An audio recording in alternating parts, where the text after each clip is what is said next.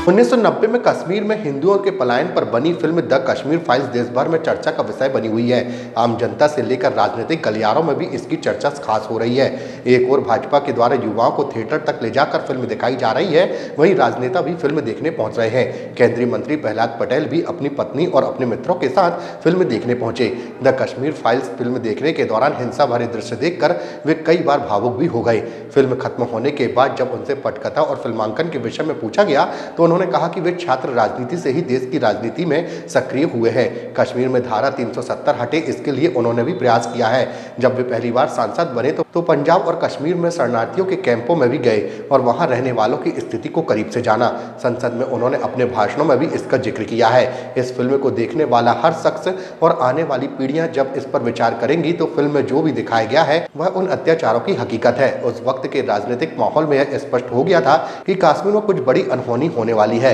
हिंदुओं पर हुए अत्याचार को लेकर जब उनसे पूछा गया कि इन सब के लिए दोषी कौन है तो उन्होंने साफ तौर पर कहा कि कांग्रेस इसके लिए जिम्मेदार है। देखिए, हम जैसे लोग छात्र राजनीति के बाद धारा 370 हटे इन मुद्दों पर पार्टी की तरफ गए थे और जब मैं पहली बार सांसद बना तो उन कैंपों में भी जाने का मुझे मौका मिला है। मैंने पंजाब के आतंकवाद में भी पंजाब गया हूँ, जम्मू कश्मीर के कैंपों में भी गया हूँ और संसद में मेरे जो भाषण हैं और भाषणों का भी हिस्सा है। लेकिन जो चीज़ें बातों में कही जाती हैं और जो फिल्म के तौर पर देखी जाती हैं चीज़ें और सत्य देखी जाती है, वो स्वाभाविक तरीके से ज़्यादा प्रभाव करती है। और मैं समझता हूँ कि इस फिल्म को जो भी देखेगा वो आने वाली पीढ़ियों के बारे में और इस देश के बारे में ज़रूर विचार करेगा। उस समय सोशल मीडिया नहीं था, बाकी चैनल्स नहीं थे और पॉलिटिकल जो पावर्स थे उनने इन चीज़ों को दबाने की बड़ा अपराध किया है।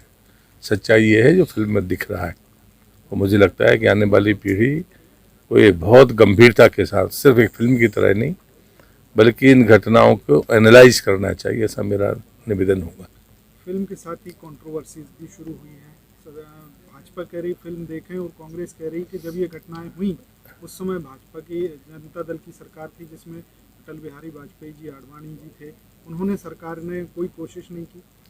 मैं संसद का सदस्य था और जिस समय सैफुद्दीन सोच संसद के भीतर बोल रहे थे और जगमोहन जी वहाँ गवर्नर हुआ करते थे, तो उस भाषण के बाद से तय हो गया था कि कश्मीर और किस रास्ते पर जाएगा। तो मुझे लगता है कि तथ्यों में कोई कमी नहीं है, लेकिन जो शब्द मैंने बीच में कहा था कि जो राजनीतिक ताकतें थी जो इस आतंकवाद के पापों को ढांकती रहीं, वो आज भी वही पाप कर रही हैं। ये देश का दुर्भाग्य है और मैं समझता हूँ कांग्रेस को इस बात के लिए देश की जवानी कभी माफ़ नहीं करेगी। जिम्मेदार कौन था? मैं आज भी मानता हूँ कि कांग्रेस जिम्मेदार है।